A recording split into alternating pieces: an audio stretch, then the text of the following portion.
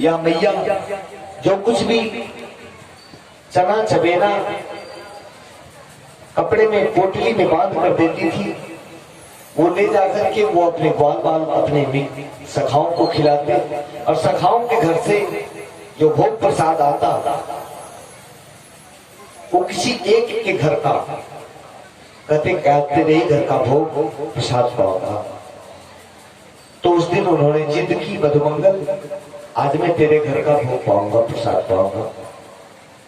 मधुमंगल बड़ा गरीब है, उसकी मां दूसरों के घर में कुदान पेशाब करती है और वहां से जो कुछ मिलता है अपने बच्चे का पालन पोषण करती है।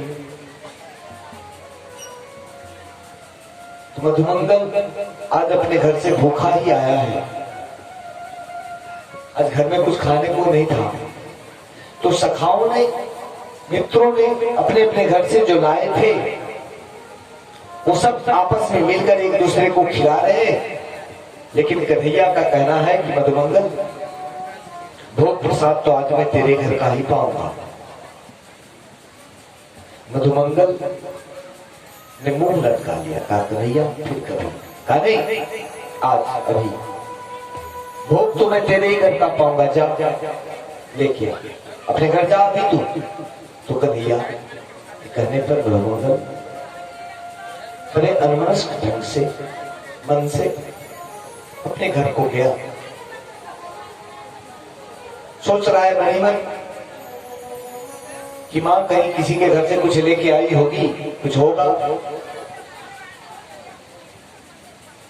तो ले आऊंगा। ये तो जिद पे अड़ गया है कन्हैया, मेरे घर में कुछ तो है नहीं।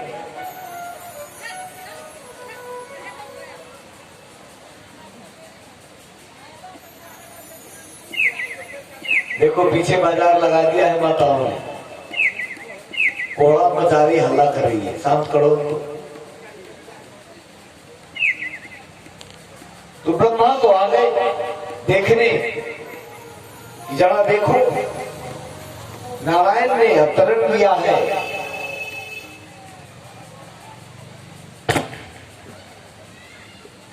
मधुमंगल अपने घर में घुसा, जंजीर खोला, अंदर दृष्टि दौड़ा रहा है, हांडी खाली है,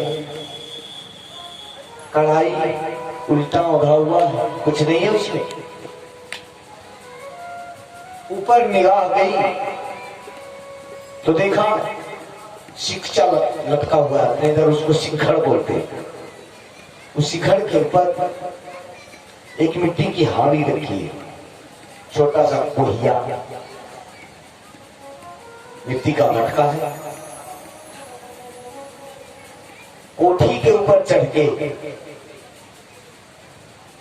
उतारा उसको, देखा 4 दिन की खट्टी कड़ी, नाक से उसके गंध टकराए, पूरा मन हिल के रह गया, इतना खट्टा था वो। अब सोचने लगा मधुमंगल कन्हैया सुकुमार है, राजा का बेटा है, वो तरह तरह के पकवान खाता है, उसके घर में किस चीज की कमी है।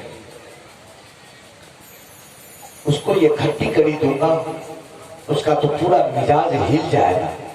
तो मेरा प्यारा मित्र है, मैं उसे अर्पित भी करूं तो खट्टी चीज करूं, तीखी चीज करूं, उसके लिए तो मीठा होना चाहिए। लेकिन मैं इसको करूं क्या, फेंक भी नहीं सकता। मैं ऐसा करता हूं कि मैं इसे पी जाता हूं और उसे कहूंगा कि घर में कुछ था ही नहीं। तो मधुमंगल वो मटका लेके बाहर आया और उसे अपने मुंह से लगाया और उसे घटाघट करके पीता चला जा रहा है, दम साध करके। दोनों तरफ से, मुंह के दोनों तरफ से कड़ी की लड़ी बहती हुई, मुंह से दाढ़ी पे, दाढ़ी से गर्दन पे, गर्दन से सीने पे, सीने से पेट पे, बहता हुआ यहां तक आ गया। कड़ी की 2 लड़ी। ब्रह्मा जी आ गए, वो देख रहे हैं दूर से, और मधुमंगल आया, टकार लेते हुए कहा कन्हैया मेरे घर में आज कुछ नहीं है, भगवान मुस्कुराने लगे। मधुमंगल, आज कुछ नहीं है तेरे घर में तो मैं कुछ नहीं खाऊंगा, अगर कुछ है तो भोग तो वही लगेगा। तू इधर झूठ बोलता है, भोग तेरे घर का ही लगेगा, प्रसाद तो आज तेरे घर से ही पाऊंगा। लेकिन कुछ है नहीं। कहा है बहुत कुछ है, तू मेरे पास आ। और कन्हैया ने अपने हाथ लंबे किए, अपने आगोश में लिया, उसके पाल पकड़े, उसके मुखड़े को निहार रहे, और कड़ी की जो लड़ी लगी है थोड़ा सा पीछे किया मधुमंगल को, और अपने घुटने के बल बैठ गए कन्हैया। पेट में जीभ सटाया मधुमंगल के पेट में, और पूरे पेट को चाट गए अपने जीभ से। मधुमंगल के पेट में, छाती में, दाढ़ी में, मुंह में जो कड़ी लगी हुई थी, भगवान बालकृष्ण अपने जीवा से पूरे कड़ी को चाटते चले गए, और पूरा ब्रह्मांड तृप्त हो गया। भगवान ने मधुमंगल के घर की कड़ी का भोग लगाया, और पूरे विश्व ब्रह्मांड में जितने भी जीव थे सबको तृप्ति मिल गई। सुखदेव भगवान कहते हैं, राजन, इस दृश्य को ब्रह्मा देख रहा है। ब्रह्मा के मन में ये कैसा नारायण है, ये नारायण है भी के नहीं है, बताओ। ये अहीर के बच्चे, इसके पूरे शरीर धूल से सने हुए, कड़ी का वैसे ही चिन्ह बना हुआ, उस सूखे हुए कड़ी को जो शरीर पर चिन्ह बना गया है, उस कड़ी को चाट रहा है, जूठे मुंह को अपने जीवा से चाट रहा है। नहीं, ये ब्रह्म नहीं हो सकता, ये नारायण नहीं हो सकता। फिर मन में सोचा कि कहीं ये उसकी लीला हो, तो क्यों नहीं जांच ली जाए।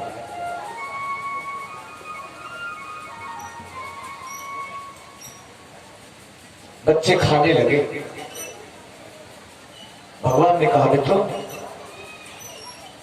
तुम पालो, मैं गायों को हाँक करके लाता हूं, दूर चली गई है गाय।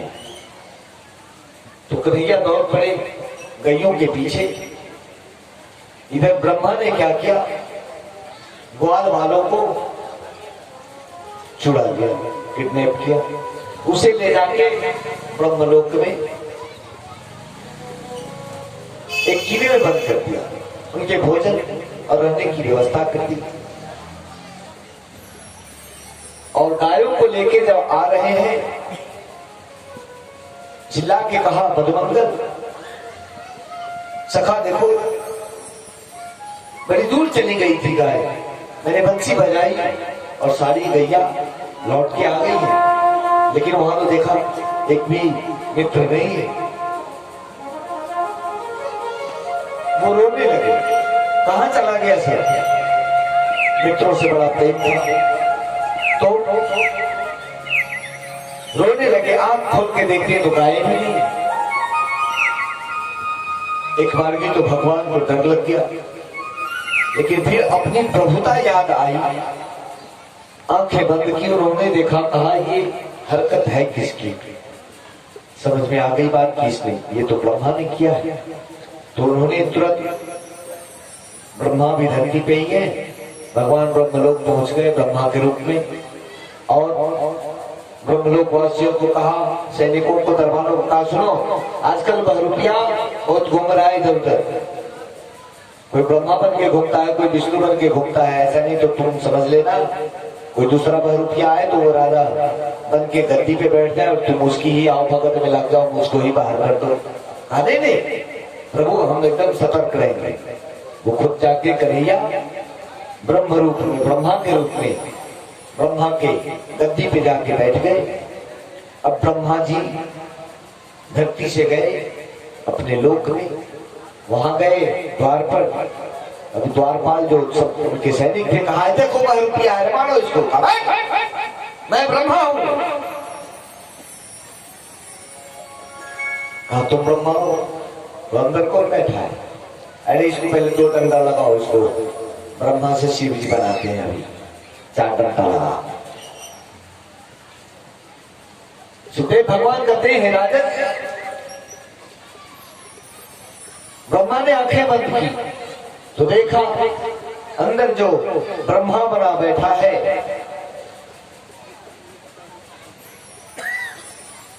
वो नारायण भगवान कृष्ण। उसने स्तुति की, 18 श्लोकों की वंदना बनाई, हमें क्षमा कर दीजिए, माफ कर दीजिए। भगवान चले आए, ब्रह्मा को माफ नहीं किया। पूरे संसार में एक ही जगह ब्रह्मा की मूर्ति है, ब्रह्मा का मंदिर है पुष्कर में, अन्य कहीं मंदिर नहीं ब्रह्मा का, उसकी पूजा नहीं होती है।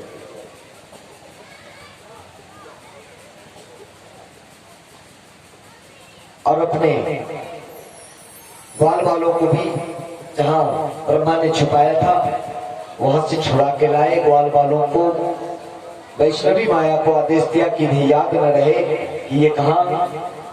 अब यहाँ ब्रह्मा के यहाँ 1 दिन बीता था, तब तक यहाँ 1 वर्ष धरती पे बीत गया। तो अपने अक्ष से भगवान ने तत्क्षण उतने ही ग्वालवाल उसी रूप में, उनकी माँ उनके पिता भी पहचान नहीं सके कि ये मेरा बच्चा नहीं है, कृष्ण के अंश से उत्पन्न है। लेकिन जब ब्रह्मलोक से लौट करके ब्रह्मा द्वारा अपहृत बालक जब लौट के धरती पे आया है तो उसे याद नहीं है कि हम ब्रह्मालोक में गए थे, हमारा किडनैप हो गया था। और वो गाय, वो बछड़े, वो सब के सब लौट के आए।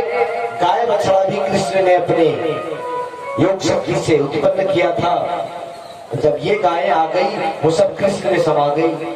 वो ग्वाल बाल जब ब्रह्मलोक से आए तो अपने माता पिता के पास गए, और उनके माता पिता के पास जो ग्वाल बाल है वो तो कृष्ण के अंश से उत्पन्न है, अंश से उत्पन्न है, तो वो सब पुनः कृष्ण में समाहित हो गए। बोलिए आनंद कंद भगवान की। हे राजन, ऐसा नाटक 1 वर्ष तक चला था। कहने का तात्पर्य है कि ब्रह्मा के मन का जो अभिमान था वो दूर हो गया। हे राजन, एक वन में एक राक्षस रहता था, धेनुकासुर, गधे के रूप में खजूर के वन में रहता था। बलराम भैया के साथ कन्हैया और अन्य ग्वाल वालों की मंडली गई। सबके मन में हुआ कि चलो खजूर खाया जाए। तो एक ने कहा कि यहाँ एक धेनुकासुर नाम का राक्षस रहता है, बड़ा खतरनाक है। लेकिन भगवान माने नहीं गए वहां, और जैसे उस खजूर के वृक्ष को हिलाया, हिलाता हुआ वो धेनुकासुर बाहर आया। उसने दुलत्ती का प्रहार भैया बलराम के ऊपर किया, और बलराम भैया ने उसके दोनों पैर पकड़ लिए, 7 बार अपने सर के ऊपर घुमाया और उस तार के वृक्ष पर ऐसा पटका मारा, धेनुकासुर के प्राण पखेरु उड़ गए और उसका उद्धार किया हमारे भैया बलराम ने। बोलिए आनंद कंद भगवान की जय। हे राजन,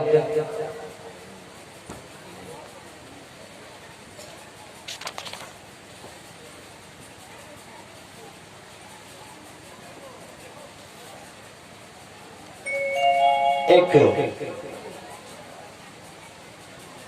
यमुना जी के तलहटी में एक बड़ा ही विचित्र जगह है, जहां यमुना जी मुड़ती है, अपनी धारा को मोड़ती है। उस जगह पे एक विशाल कुंड बना हुआ है, एक गड्ढा है, जहां कालिया नाम का नाग रहता है। कालिया कहते हैं इंद्रियों को। इंद्रियां जो है वह सर्प का रूप है, और उस कालिया की सैकड़ों पत्नियां हैं, और इन इंद्रियों की भी सैकड़ों इच्छाएं होती है, भोग इच्छा। और यमुना क्या है? यमुना भक्ति रूप है। गौर से सुनना। किस्सा कहानियां बहुत सुनते, असर नहीं होता, कथा जीवन को बदल नहीं पाती, हम उसको गौर से नहीं सुनते। कथा के मर्म को सुनना चाहिए। कथाएं तो सब जानते हैं आप, भगवान का अवतरण क्यों हुआ था, कंस को मारा, इसको मारा, इसका उद्धार किया, धेनुकासुर का, आघासुर का, बकासुर का, सबका कन्हैया ने उद्धार किया, सब लोग जानते हैं। लेकिन कथा के बीच में कथा का मर्म होता है। भक्ति रूप यमुना में जब इंद्रिय रूप काली नाग का आगमन होता है तो भक्ति रूप यमुना प्रदूषित हो जाती है, गंदी हो जाती है। तब भगवान की भक्ति का अवतरण होता है। भगवान आते हैं और उस प्रदूषण को दूर करते हैं अपनी शक्ति से। आपकी भक्ति और भगवान की शक्ति दोनों का मिलन होता है तो विकारों का शमन होता है, विकार जल जाते हैं। अथाह जल है उस कुंड में, यह देखिए, अरे